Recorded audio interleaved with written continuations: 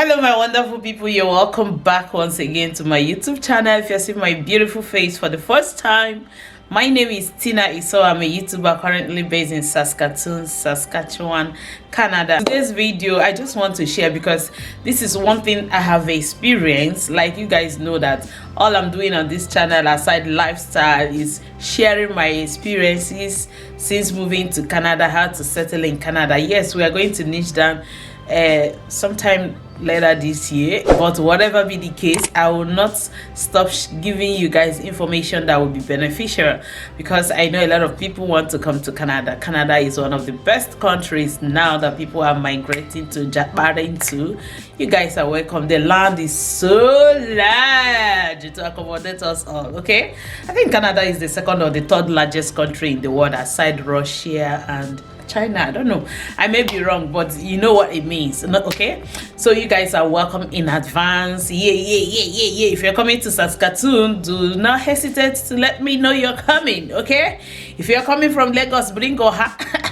Thank you guys. If you haven't subscribed to my channel, please consider clicking on the red subscribe button and join this amazing family. Turn on the notification bell so that whenever I upload any video you get notified. Okay, thank you guys, and smash the like button, share my videos, join me on other social media handles, platforms like Facebook page, same name Tina, Instagram Tina_Isoa, everywhere is same name. Okay, thank you so much guys.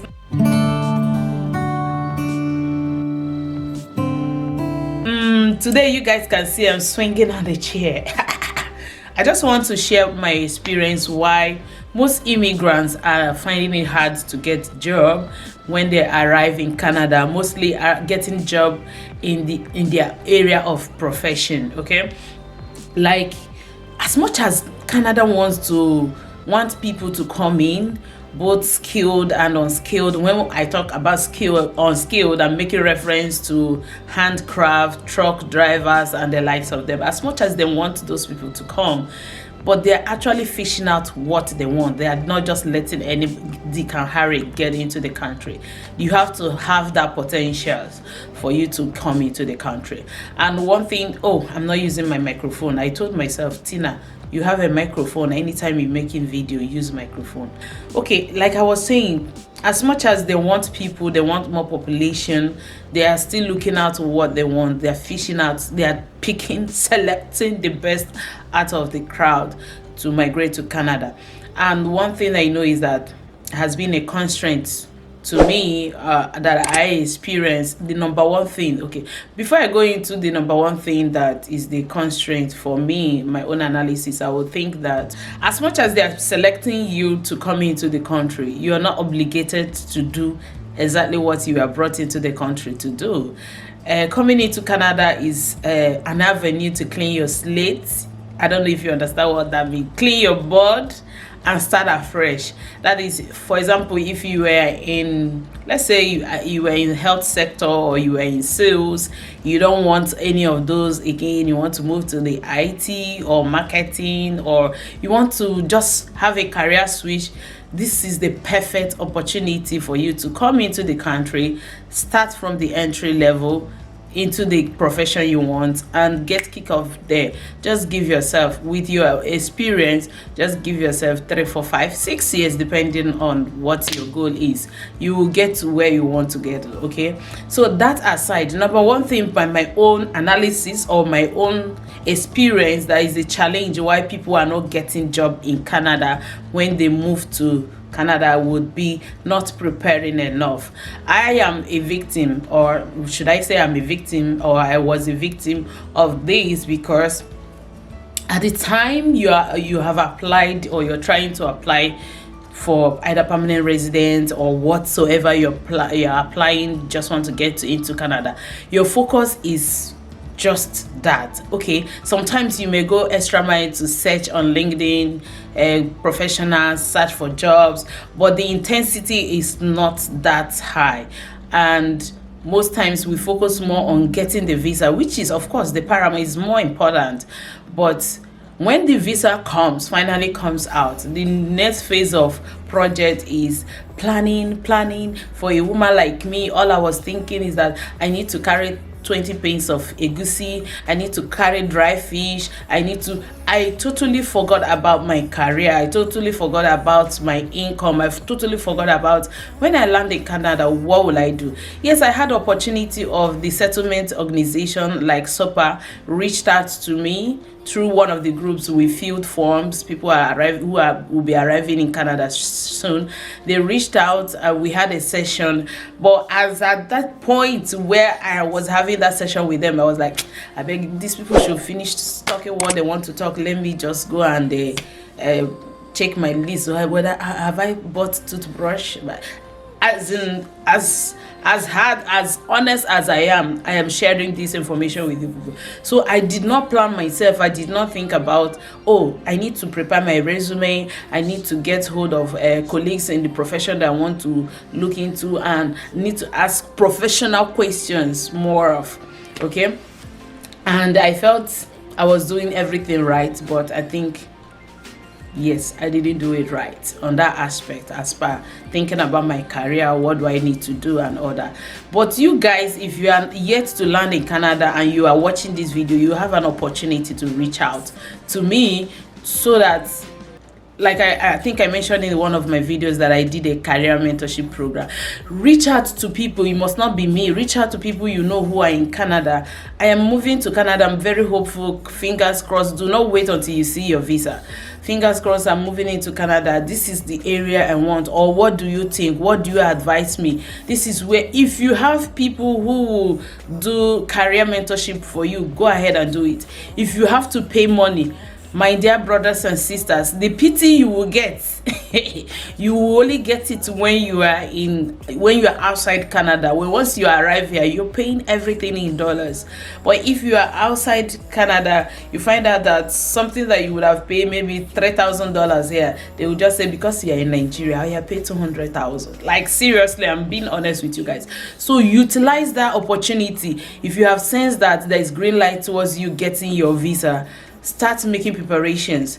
You want to change career, start talking about it. Okay, this is where I'm going to. There are transferable skills. Like, one of the things I was doing back home was stakeholder management. Yeah, you know, everywhere they say talk to people, get information, Tina is always there, but I didn't harness it. But arriving here, I have harnessed that aspect of my career back home and so many other things. But if I had started, I think I would have started on a faster pace. All right. I think I would have started quicker and faster. But whatever be the case, start planning. That's one of the challenges. People we tend to relax. We don't make hay while the sun shine. We wait till we arrive in Canada. And arriving in Canada, all you're thinking is, I need to get accommodation, I need to buy chair, I need to buy freezer, it's already taking your time. But once you're there, you prepared yourself as to your career back home. When you get in here, if you need to pay money, there are people who prepare resume based on your experience and your qualification and what you want.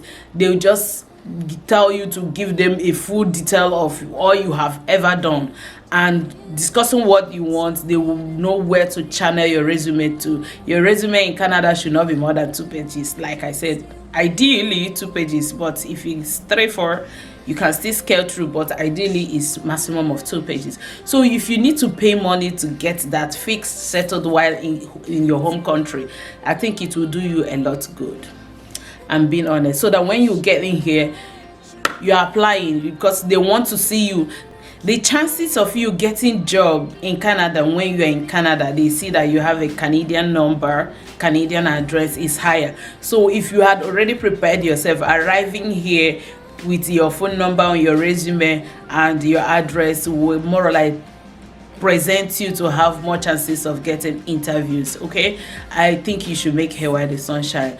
Prepare that. Okay, the second thing I believe that hinders immigrants from getting a job as soon as they land in Canada is not reducing their qualifications.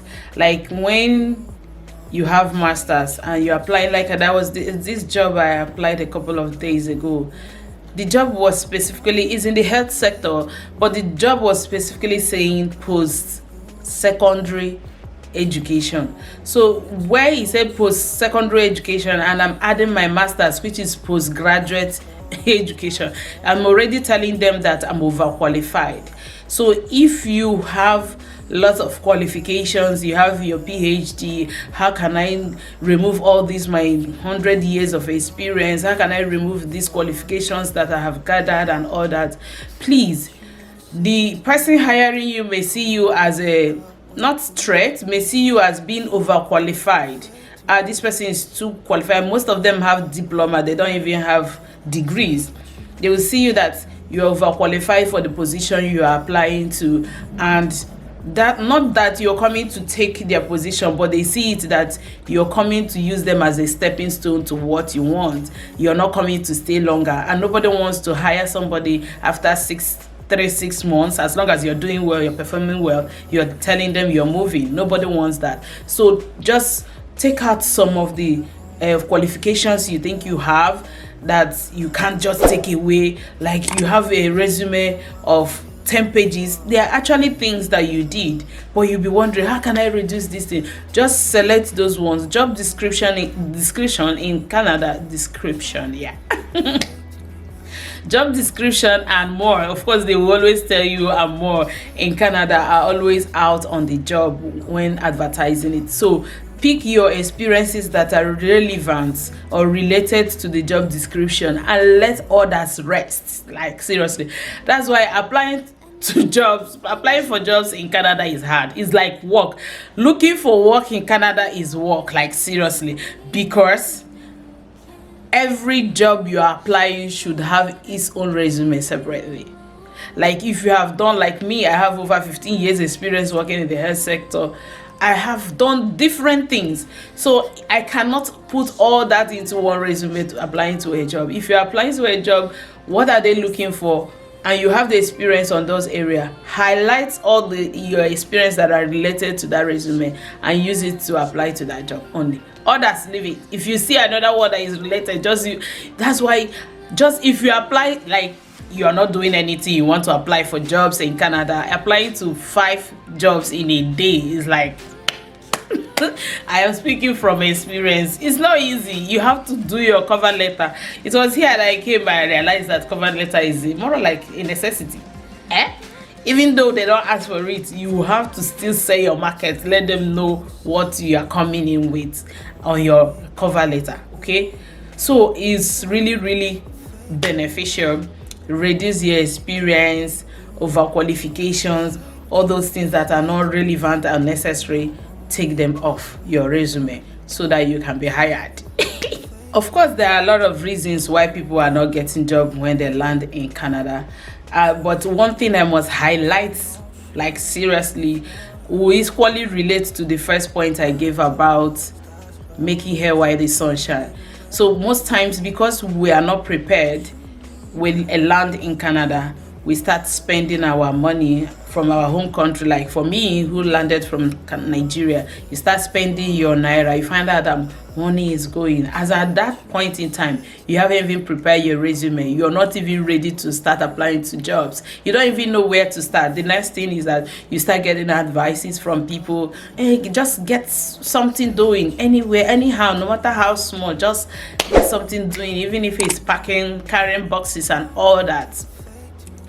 And why people are not getting to jobs is that when they start those menial jobs, I'm not saying menial jobs are bad, but stay focused. Like when you're doing that, your menial job, still always remind yourself, I am here temporarily. Tina, I am here temporarily. I'm not going to be receiving $13 jobs for in the next 5 years. Never. Just be praying, be optimistic, work towards it. Okay, any slightest opportunity you have, ask yourself, how do I apply to this job, to this whatever I want and order.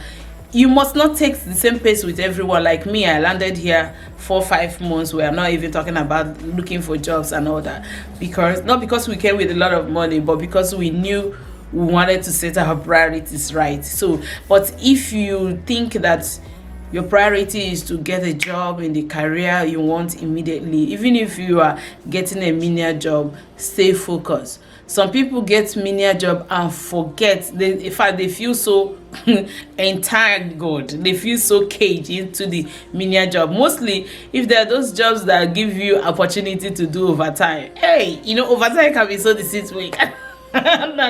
Overtime, like, imagine you're being paid $15, and when you do overtime, you are being paid $30. You find out that, oh, overtime is so juicy and sweet, I'm gonna do it. You find out that you do your normal 40 hours per week, and you are using the remaining hours that you would have used to ask yourself what you want and prepare yourself towards getting to your goal. You find that you're using it to do overtime because of the $30 job, and you find out you will stay in that job until thy kingdom come. When you will realize it 5 years later, you will have asking yourself, what's going on?